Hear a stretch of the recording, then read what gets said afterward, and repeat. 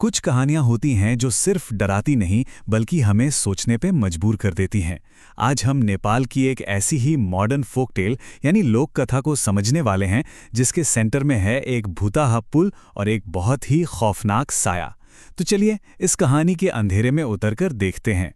देखिए, इस कहानी का नियम बहुत सीधा है लेकिन जानलेवा है। काले पुल पर भटकने वाली उस चीज से बचने का बस एक ही रास्ता है।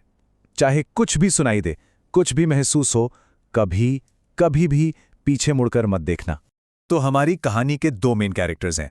पहला तो है नेपाल का वो बदनाम काला पुल, जिसके बारे में ना जाने कितने ही डरावने किस्से सुने जाते हैं। और दूसरा है वो साया, वो आत्मा जो सदियों से वहां भटक रही है। इस कहानी का जो विलन है उसे मुरकट्टा के नाम से जाना जाता है। इसका सीधा सा मतलब है जिसका सिर कटा हुआ हो। और यही इसकी सबसे बड़ी और सबसे खौफनाक पहचान है। अब आते हैं इस कहानी के हीरो पर, एक बिल्कुल आम इंसान रंजन। वो कई सालों के बाद दिल्ली से नेपाल जा रहा था, अपने घर, अपने परिवार से मिलने। लेकिन उसे बिल्कुल अंदाजा नहीं था कि ये सफर उसे किस भयानक मंजिल पर ले जाने वाला है। तो चलिए रंजन के साथ चलते हैं उस भूताहा पुल की तरफ, जहां वो एक बहुत बड़ी, एक घातक गलती करने वाला था। और इस गलती की उसे बहुत भारी कीमत चुकानी पड़ेगी। सफर शुरू करने से ठीक पहले रंजन की पत्नी नेहा ने उसे एक खास चेतावनी दी थी। और यही चेतावनी आप देखेंगे आगे होने वाली घटनाओं का एक बहुत बुरा संकेत बन जाती है। और फिर ठीक वही होता है जिसके लिए उसे मना किया गया था। सुनसान सड़क पर अचानक एक बूढ़ा आदमी सामने आ जाता है और रंजन के पास गाड़ी रोकने के अलावा कोई चारा नहीं बचता। वो बूढ़ा आदमी रंजन को सिर्फ डराता नहीं बल्कि कुछ अजीब सलाह और बचने के लिए एक तावीज जैसी चीज भी देता है। वो सिंदूर लगे हुए कुछ पुराने नेपाली सिक्के रंजन के हाथ में रखता है और फिर पलक झपकते ही गायब हो जाता है। रंजन ने सोचा चलो बला टली और वो आगे बढ़ गया। लेकिन असली मुसीबत तो अब शुरू होने वाली थी। उसकी यात्रा धरहरा टावर के खंडरों के पास आकर रुक जाती है, जो कभी नेपाल की एक मशहूर ऐतिहासिक इमारत हुआ करती थी।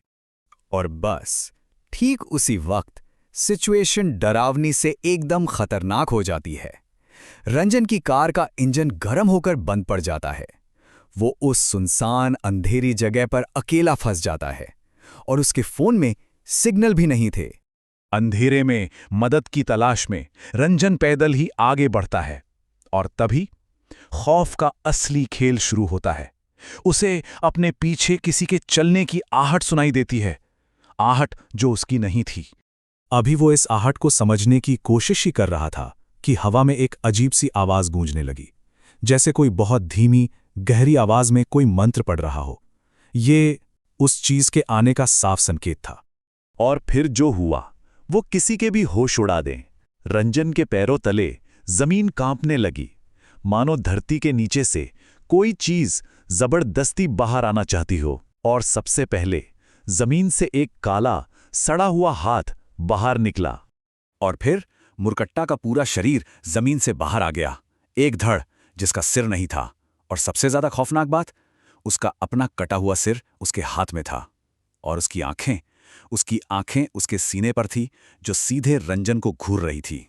उस भयानक मंजर के बाद कहानी का फोकस बदलता है। अब हम रंजन की पत्नी नेहा के पास पहुंचते हैं, जो उसे ढूंढते हुए वहां आ जाती है। उसे रंजन सड़क पर बेजान पड़ा हुआ मिलता है और ठीक तभी वो रहस्यमयी बूढ़ा आदमी फिर से सामने आता है और बताता है कि असल में हुआ क्या था। और यहां कहानी में एक ऐसा मोड़ आता है जो किसी ने नहीं सोचा होगा। रंजन मरा नहीं था, वो जिंदा था। उसकी जान उन पवित्र सिक्कों ने बचाई थी। असल में उन सिक्कों ने उसकी आत्मा को अपने अंदर कैद कर लिया था, जिससे मुरकट्टा के लिए वो सिर्फ एक बेजान शरीर बन गया था। तो उस बूढ़े आदमी ने मुरकट्टा से बचने के खास नियम बताए। पहला और सबसे जरूरी नियम, कभी पीछे मुड़कर मत देखो। दूसरा, अगर सामना हो ही जाए तो फौरन जमीन पर सीधे लेट जाओ। मुरकट्टा बेजान चीजों को छोड़ देता है। और तीसरा, वो सिक्के वो आत्मा के लिए एक सुरक्षा कवच की तरह काम करते हैं। इसका मतलब उस पुल पर एक नहीं बल्कि दो आत्माएं हैं, एक जान लेती है और दूसरी बचाती है। तो चलिए अब इस भूत और उसके इस रहस्यमयी रक्षक के पीछे की असली कहानी को थोड़ा और समझते हैं। और देखिए, इस कहानी की सबसे अनोखी बात यह है कि ये एक काल्पनिक डर को एक असली, हाल ही में हुई त्रासदी से जोड़ती है। लोक कथा के मुताबिक सदियों पहले मुरकट्टा नाम की एक बहुत बुरी आत्मा को ऐतिहासिक धरहरा टावर के नीचे कैद करके रखा गया था। लेकिन 2015 के भयानक भूकंप में जब वो टावर तबाह हुआ तो वो आत्मा भी आज़ाद हो गई। तो मतलब उस पुल पर दो तरह की ताकतें हैं जो एक दूसरे के बिल्कुल ऑपोजिट हैं। एक तरफ है मुरकट्टा, एक प्राचीन शैतानी ताकत जो सिर्फ आत्माओं को कैद करना चाहती है, और दूसरी तरफ है वो बूढ़ा आदमी, एक बचाने वाली आत्मा जो शायद उसी पुल पर किसी हादसे का शिकार हुआ होगा और अब दूसरों को उस खतरे से बचाने के लिए रास्ता दिखाता है। रंजन की जेब में रखे सिक्के गर्म होने लगते हैं और उसकी आत्मा वापस उसके शरीर में लौट आती है, और जैसे ही उसे होश आता है वो बूढ़ा आदमी बस हवा में धुएं की तरह गायब हो जाता है।